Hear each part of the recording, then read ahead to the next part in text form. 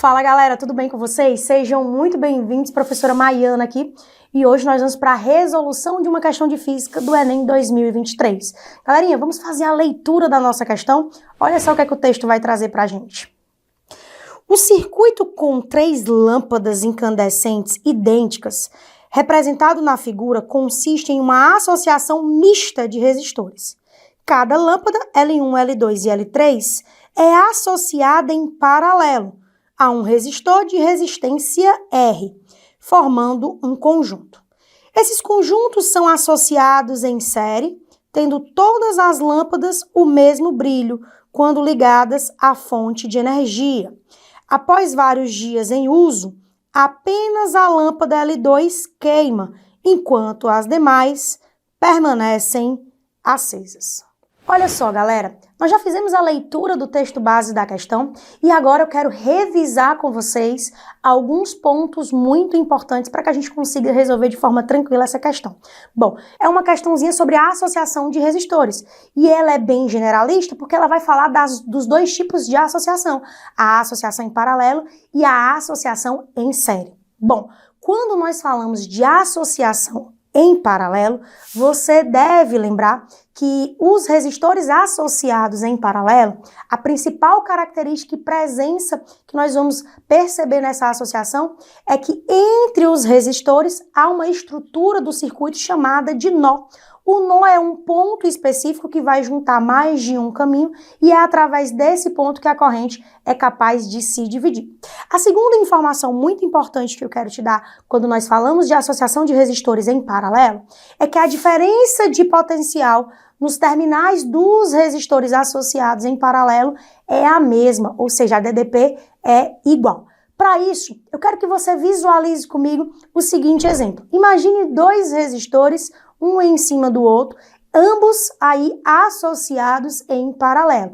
Nós vamos perceber 2 nós, um nó do lado esquerdo da associação e um nó do lado direito. Agora eu quero que você visualize uma corrente fluindo aí através desse circuito.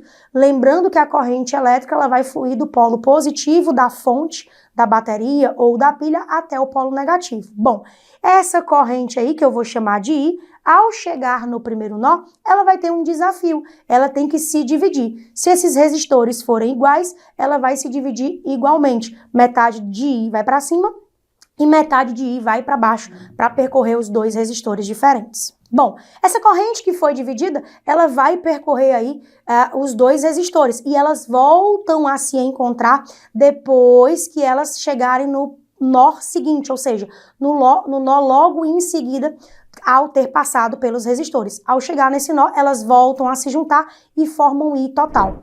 É importante você lembrar, galerinha, que numa associação de resistores em paralelos, a corrente ela até se divide, mas a corrente total ela é a mesma em qualquer ponto do circuito. Afinal de contas, a corrente não tem como sumir. O que vai sofrer uma redução é o potencial, é a diferença de potencial. Bom, a terceira informação que eu quero trazer, importantíssima para a nossa explicação aqui, é que quando nós falamos de associação de resistores, nós temos que encontrar o resistor equivalente. Numa associação em série, isso é muito simples. O resistor equivalente de uma associação em série é a soma dos resistores. Agora, quando nós falamos de uma associação em paralelo, nós temos que encontrar o resistor equivalente através do inverso da soma de cada resistor. Então, pegando o nosso exemplo agora anterior, você lembra que 2 resistores estão associados em paralelos. Eu vou chamar o resistor superior de R e o resistor inferior também de R. Eles têm módulos iguais nesse meu exemplo de forma específica. Como é que eu faço para encontrar a resistência equivalente? Eu tenho que fazer o inverso da soma. Isso vai me dar, no final, um resistor equivalente de R sobre 2. O ápice da nossa explicação vem agora. Quando nós falamos de uma associação de resistores em paralelo, o que nós percebemos é que o resistor equivalente é sempre de módulo menor do que os resistores que formaram a associação. Eu quero que você guarde essa informação, ela vai ser muito importante para a resolução da questão. Galerinha, agora que você já revisou algumas informações sobre a associação de resistores, vamos para o comando da nossa questão e para a nossa resolução. Em relação à situação em que todas as lâmpadas funcionam, após a queima de L2, os brilhos das lâmpadas serão. Bom, galera, olha o esquema que eu preparei para vocês. Você tem aqui, basicamente, essa imagem projetada na questão, e eu quero que você se ligue no seguinte, ele chama de conjunto cada sisteminha desse em que nós temos uma lâmpada e um resistor R associados aí em paralelo. O que nós fizemos em primeiro lugar? Nós vamos pegar cada um desses conjuntos e vamos calcular a resistência equivalente, porque afinal de contas, esse conjunto, com esse conjunto, com esse conjunto, ambos os três estão em série, então se eu acho a resistência equivalente de um conjunto, eu multiplico por 3 e tenho a resistência total do circuito. Tranquilo? Então, olha só, você lembra que a gente falou agora há pouco que para encontrar o resistor equivalente de uma associação em paralelo, basta fazer o inverso da soma. Então, 1 sobre RT é a resistência total, igual a 1 sobre RL, onde o RL é a resistência de cada uma dessas lâmpadas para cada conjunto. Tranquilo? Mais 1 sobre R, que é a resistência R de cada conjunto associado em paralelo. Bom, aplicando o nosso MMC, nós vamos perceber que o RT nada mais é do que o produto de RL vezes R dividido pela soma de ambos. Então, se nós temos 3 resistores totais desse, eu posso interpretar que a resistência equivalente do meu sistema é 3RT. Só que, de repente, a questão nos diz que a lâmpada L2, ela queima. Então, ó, nós vamos cancelar essa lâmpada L2 e você sabe, porque nós já vimos isso anteriormente, que a corrente que antes teria que se dividir, uma parte para L2 e uma parte para R, essa corrente agora vai fazer só esse caminho R aqui. Beleza?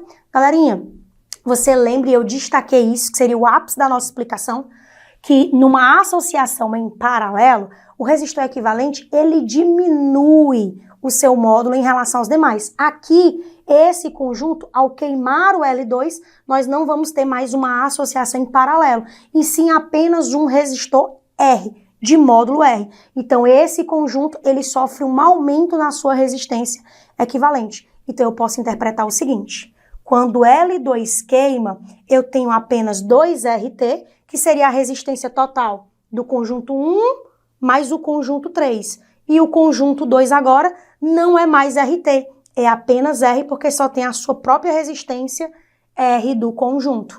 Bom, olhando para cá, o que nós percebemos? Eu saí de 3RT, eu só tenho 2RT mais R. Nitidamente você percebe que R é maior do que RT, afinal de contas RT é um produto por uma soma. Isso me mostra que a resistência equivalente de todo o meu circuito, ela sofre um aumento no momento em que a lâmpada L2 queima. Então a resistência do meu circuito, ela sofre um aumento. Como nós temos aí a energia sendo fornecida por uma pilha, a DDP é constante. Então eu posso interpretar o seguinte, a potência do circuito é a DDP ao quadrado sobre R. Se a nossa DDP é constante, eu posso pegar o R que está dividindo e passar multiplicando. Grandezas que se multiplicam são inversamente proporcionais. Ao queimar a lâmpada L2, eu provoquei um aumento na resistência total do circuito. Se eu aumento a resistência total do circuito, eu diminuo a potência. Logo, eu vou diminuir o brilho aí emitido por essas lâmpadas, tá certo? Vamos para as nossas alternativas? Na alternativa A, galera, ele diz o seguinte, ó, os mesmos. Gente, os brilhos não tem como ser os mesmos porque a gente alterou a resistência do circuito quando o L2 queima, beleza?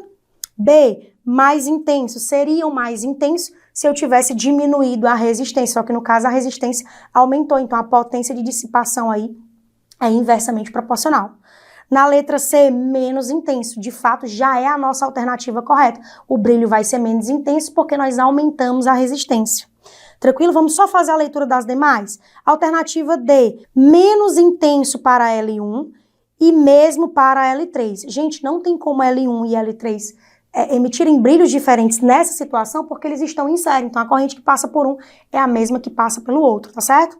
E, por fim, a alternativa E diz mais intenso para L1 e menos intenso para L3. Com a mesma justificativa da alternativa D, o brilho não tem como ser diferente porque a corrente nessa configuração vai ser a mesma tanto para L1 quanto para L3. Então, de fato, a alternativa correta, a alternativa C, menos intensos para os dois. Beleza, galera? Espero que vocês tenham curtido essa resolução. Um forte abraço e até a próxima.